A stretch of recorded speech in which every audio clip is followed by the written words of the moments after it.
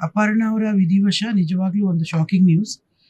ಆಕೆಗೆ ಆರೋಗ್ಯ ಸರಿ ಇಲ್ಲ ಅನ್ನೋ ವಿಷಯ ಕೂಡ ನಂಗೆ ಖಂಡಿತವಾಗ್ಲೂ ಗೊತ್ತಿರಲಿಲ್ಲ. ಅಪರ್ಣರವ್ರನ್ನ ಮೊಟ್ಟ ಮೊದಲ ಬಾರಿಗೆ ನಾನು ನೋಡಿದ್ದು ದೂರದರ್ಶನದಲ್ಲಿ. ನಮ್ಮ ಶಾಲೆಯಿಂದ ಆಗ ಹೊಸದಾಗಿ ಪ್ರಾರಂಭ ಆಗಿದ್ದ ದೂರದರ್ಶನಕ್ಕೆ ನಮ್ಮನ್ನೆಲ್ಲರನ್ನು ಕರ್ಕೊಂಡು ಹೋಗಿದ್ದ ದಿನಗಳು. ಕರ್ಕೊಂಡು ಹೋದಾಗ ಅಪರ್ಣರವರು ಆಗಾಗಲೇ ಸಿನಿಮಾ ನಟಿಯಾಗಿದ್ದರು. ನಮಗೆ ಒಂದು ರೀತಿಯಾಗಿ ಆ ನ್ಯೂಸ್ ಹೇಗೆ ಓದ್ತಾರೆ ಅದನ್ನೆಲ್ಲ ನ್ಯೂಸ್ ರೂಮ್ಗೆಲ್ಲ ಕರ್ಕೊಂಡು ಹೋಗಿದ್ರು. ನನಗೆ ನೆನಪಿದೆ, ನನ್ನ ಜೊತೆಗೆ ಆಗ ಬಾಲನಟ ಆಗಿದ್ದ ಶ್ರೀನಾಥ್ ಅಂಕಲ್ ಮಗ ರೋಹಿತ್ ನನ್ನ ಜೊತೆ ಇದ್ದ. ಬಹುಶಃ ಅವ್ನು ನೆನೆಸ್ಕೊಳ್ತಾನೆ ಅನಿಸುತ್ತೆ. ಅವನು ನಾವೆಲ್ಲ ಆಕೆಯನ್ನ ನ್ಯೂಸ್ ಓದ್ಬೇಕಾದ್ರೆ ಒಂದು ರೀತಿಯಾಗಿ ಅಭಿಮಾನ ಪೂರ್ವಕವಾಗಿ ಮತ್ತು ಆಶ್ಚರ್ಯವಾಗಿ ಹೊಸದಾಗಿ ದೂರದರ್ಶನ ಆರಂಭ ಆಗಿದ್ದ ದಿನಗಳಲ್ಲಿ ನಾವು ಬೆರಗುಗಣ್ಣಗಳಲ್ಲಿ ನೋಡಿದ್ದ ನೆನಪುಗಳು.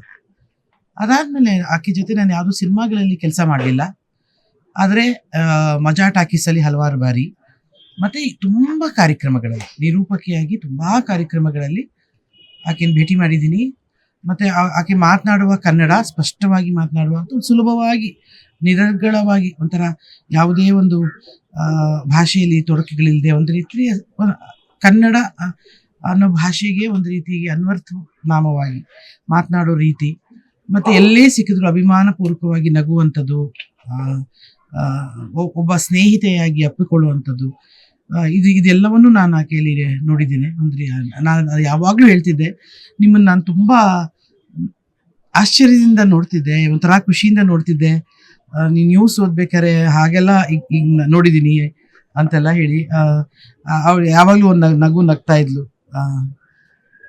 ಬಟ್ ಅವ್ರ ಯಜಮಾನ್ರಿಗೆ ಈಗಲೂ ಕೇಳಿದೆ, ನನ್ನನ್ನು ಹುಷಾರಿಲ್ಲ ಅಂತನಾದರೂ ಒಂದು ದಿವಸ ಕರಿಬೇಕಿತ್ತು, ನಾನು ಅವಳನ್ನ ನೋಡಬೇಕಿತ್ತು ಅಂತ ಹೇಳಿದೆ. ಬಟ್ ಗೊತ್ತೇ ಇಲ್ಲ ಹುಷಾರಿಲ್ದಿರೋದು. ಇವತ್ತು ಆಕೆಯನ್ನು ಕಳ್ಕೊಂಡಿರೋದು ಒಂಥರ ತುಂಬ ನೋವಿನ ಹಾಗೂ ಬೇಜಾರಿನ ವಿಷಯ. ಆಕೆ ಇಲ್ಲದ ನೋವನ್ನು ಅವ್ರ ಮನೆಯವರಿಗೆ, ಅವರ ತವರು ಮನೆಯವ್ರಿಗಾಗಲಿ ಅವರ ಯಜಮಾನರಿಗಾಗಲಿ, ನಾನು ಮೊಟ್ಟ ಮೊದಲ ಬಾರಿಗೆ ಆಕೆ ಮನೆಯನ್ನು ನೋಡಿದ್ದೀನಿ ಇವತ್ತು.